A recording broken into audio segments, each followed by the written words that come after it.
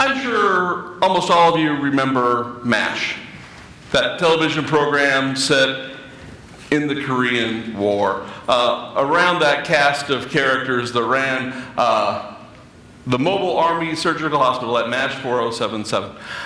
It originally aired from 1972 to 1983, my prime growing up years. So I was a faithful fan every week as the series came out.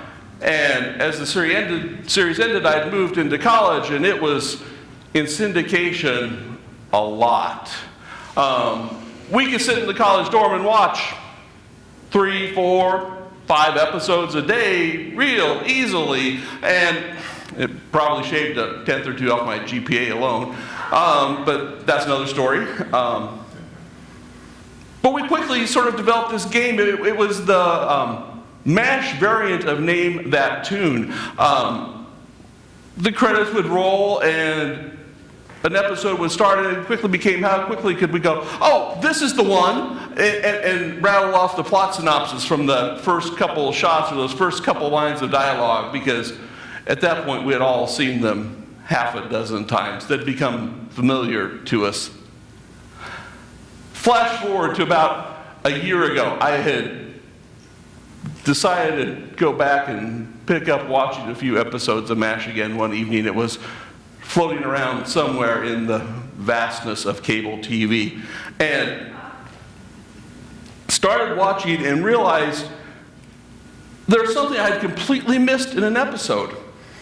There is a scene where, and I forget who, Hawkeye Pierce and a couple of the doctors are talking with one of their Korean colleagues. They're all sort of sitting on crates outside one of the buildings, as they often do. And they're sitting there slurping, great big bowls of Korean noodles. Pretty typical scene for MASH. And then you realize it's the 3 American guys who are eating noodles with chopsticks. It's the one Korean guy that's using the fork.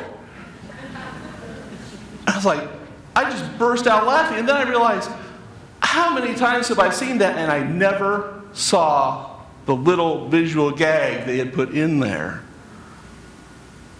I tell you this because over the next 3 weeks, we're going to encounter some really familiar texts in Matthew.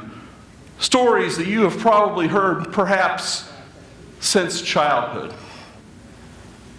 What I'm inviting you to do is not do like we did in college, immediately start going, oh, this is the one, I know it. And then let yourself sort of check out and start working on your Super Bowl party menu for next Sunday. Because maybe something from the last time you heard it to now, maybe there's something else there to discover. Today is one of those familiar stories as Jesus calls those first disciples by the Sea of Galilee. It's a story anyone who has grown up in the church knows well. You may have first learned it with a paper cutout Jesus and a couple of paper cutout disciples and a flannel board in Sunday school. You may have taught it with a paper cutout Jesus and paper cutout disciples and a flannel board in Sunday school. And that part of the story we know well. Jesus encounters these 2 sets of brothers. They are fishing. He says, "Follow me, I will make you fish for people." They leave behind their nets. 1 set of brothers leave behind their fathers, and they follow him. We know that version, that story. That's the flannel board story we all know. What I'm going to invite you to is think a little bit more about what that story might say to us now as we gather in 2020 as Middle America as followers of Christ.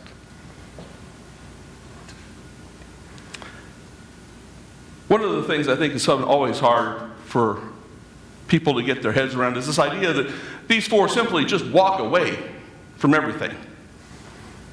They drop their nets, they walk away from their livelihood. There's this immediate change. Commentators and scholars have various theories of perhaps that there have been previous conversations that aren't recorded in the Gospels, and this is simply the final one where Jesus closes the deal. and they go with him. Most likely, if you were a first century reader of this, if you were a studious Jew who was reading this as an early follower of Christ, you would recognize this storytelling style and immediately recognize this is a call story. Someone is being called by God, and there's this immediate change in their life as they begin to follow them. It echoes back to, say, Elijah calling Elisha. It's very much stylistically that idea that you are called and then you must respond immediately and completely. Elisha sacrifices his oxen and follows Elijah. These four fishermen give up their livelihood and follow Jesus. So those early hearers would understand that that is a call story. What they may have a hard time getting our heads around, though, is something that we may not have a problem with, because we view family structure so much differently. Even in the beginning of this passage, we see Jesus striking out on his own and making a home in Capernaum. That doesn't strike us as odd. Young man grows up and sets out to make his way in the world. But that's not typical. What would have been typical then would have been for a young man as he grew up. They would have added on a room to the house, maybe added on another story. He would have stayed. His family would have extended. He would be part of his parents' lives to be there and care for them as they age. Jesus has left his parents. James and John leave Zebedee. This is countercultural. This is a society who lives by honor your father and your mother. And they leave their parents. Well, I'm not sure it's particularly significant. It also really paints a different view of Jesus. I think we're much more comfortable with that image that just comes up a few chapters later in Matthew's gospel. Foxes have nests, foxes have holes, and birds of the air have nests, but the Son of God has no place to lay his head. But in chapter 4, Jesus makes a home in Capernaum. Just two very different portraits of Jesus. But neither one would align with what first century society would dictate for these men. But they're called by God, or they're called by God through Jesus Christ. And they respond immediately and completely. They give up their livelihood. They give up their family. And they answer that call. There's no negotiating. There's no trying to work something out. There's some, hey, that's great. Can we do this at the end of the season? There's no, yeah, I'd really love to. Is there a way I can keep fishing and maybe help you out? They simply follow. They respond to that call. Now, does that mean that the only way we can respond to God's call is to drop what we're doing, to leave our day jobs, to leave our families, go somewhere else in the world, to be in ministry, to be in mission? I don't think so. I don't think that's where we're called to go. If you're feeling that's where God calls you to, God bless you. Let's have a conversation. But I think God can call us right where we're at, right where we are doing what we're doing. He can call us, and it's up to us to respond. Each one of you here is here today because God called you. God called you to come to worship today, and you responded. Now, how did God call you? God may have called you with an alarm clock. Force of habit is a way God can call us to action. God works through people. So God may have called you through a loving, kind spouse who spoke to you gently to remind you that it was probably time to start getting ready for church. Because, of course, that's how spouses, of course, speak to each other on Sunday morning. Am I right? Yeah.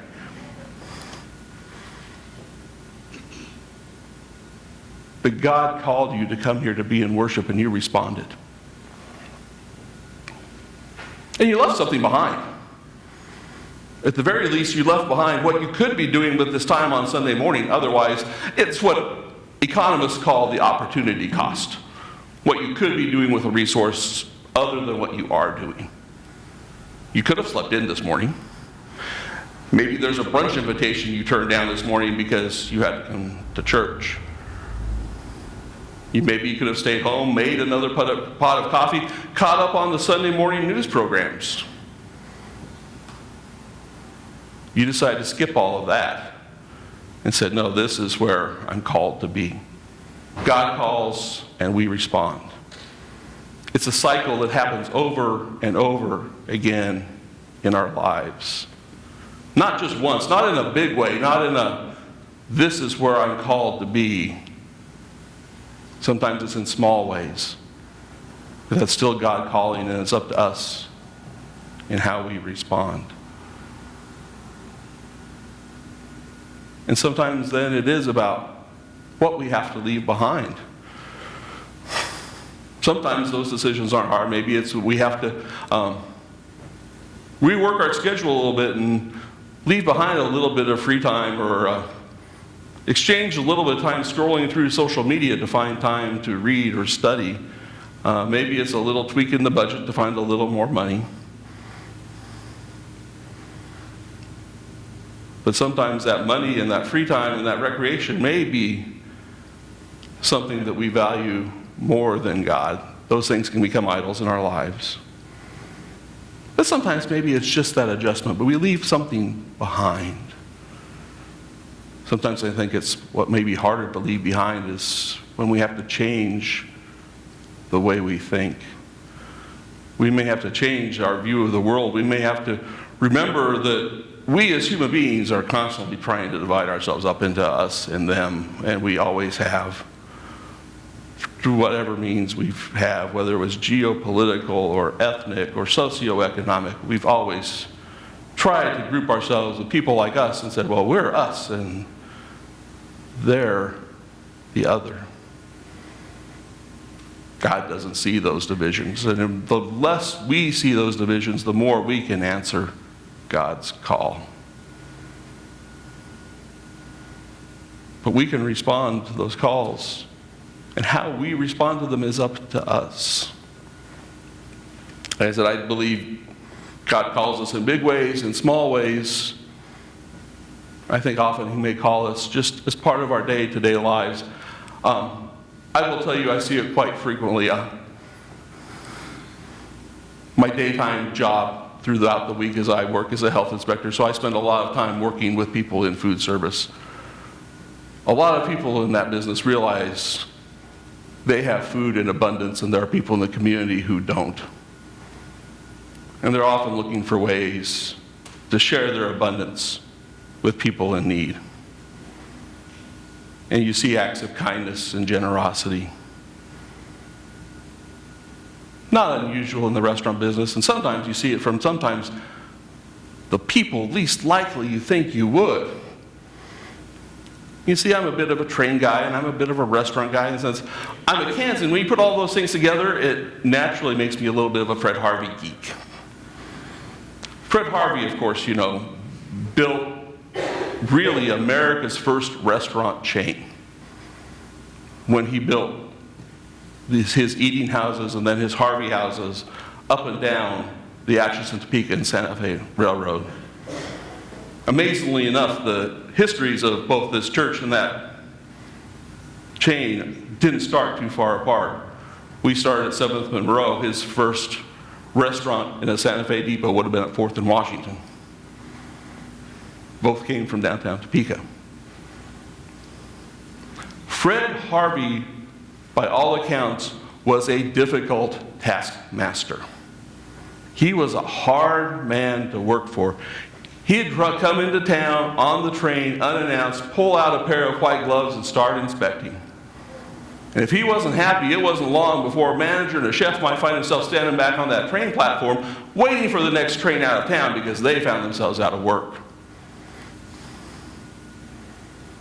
Part of that was because he expected the very best service possible in his restaurants. He wanted his customers to have the best experience they could. He imported china and linens from Europe. He hired the best people he could find He expected a lot out of them, but he was extremely frugal. He was extremely blunt at times. Like I said, he had no problem cutting somebody loose if they didn't meet his standards. There was also another hard and fast rule in Fred Harvey establishments. No one was ever turned away from one of his places for the inability to pay. In his biography, Appetite for America, Stephen Freed tells stories from those who migrated west in the 30s as the Depression and the Dust Bowl took their toll on Oklahoma and Texas. And families moved west to California, often with next to nothing. And they'd find themselves at a Harvey house. What they found there was a meal. But it wasn't a sneak around back and we'll slip you a sandwich meal. It was come inside, sit down. They were served like any other customer, served anything their hearts desired. When they were done, they'd probably package up the leftovers, and the manager then would sort of make sure then in that bag of leftovers there were a few extra sandwiches and probably some extra pieces of pie to make sure that family got down the road just a little bit farther. One story the family tells the story, not only did they find a meal there, but they found that they were respected, which is something they hadn't found as they migrated west. They were looked down on as they traveled. That may not be how you are called. You may be at a different point in life. You may have different skills, abilities, gifts. But each one of us at some time will give that call.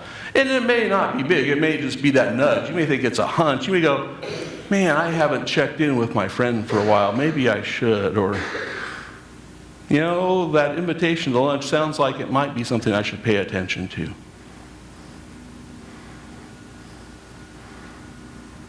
That's when God is calling us. And then it's up to us to respond. It can be as simple as lunch with a friend. But then it's that time and that meal, maybe they have something they want to discuss. And that meal may not be anything extravagant. It could be spaghetti and meatballs. It could be a bowl of ramen. It could be Vietnamese pho. It could be Japanese udon. And I thought about this morning. I did not plan a sermon strictly around having a soup bowl in my hand at the end of worship. Really, I didn't.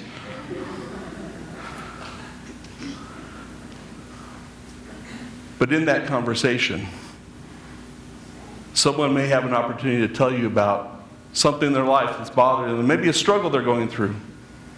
Then you have an opportunity to say, you know, I've been there too. When I was there, this is how my relationship with God helped me. This is how being connected to a community of faith made a difference in my life. And if you're able to do that, God has called, you have responded, and you are doing the same thing Jesus and those first disciples did as they went through Galilee. Telling the good word, bringing light where there is darkness, bringing wholeness where there is brokenness. Let's pray.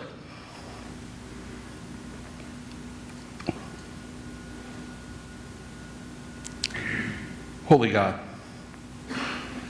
we give you thanks for all the ways you call us to serve you. Those big ways sometimes that are life-changing, when we feel that we have found a vocation or a path or a way to serve you that may change everything in our lives and may cause us then to leave lots of things behind. Sometimes it's small ways. It is just that nudge to offer a kind word, just to be present. Whether big or small, you are calling us, and it is up to us to hear your call and to respond. And when we respond, then that is when your love will shine through us. When we can continue to bring about your kingdom here on earth in small ways, day by day. The world can continue to be transformed. All this we pray, grateful for all that we have, hopeful for all that has yet to be, and all in your holy name. Amen.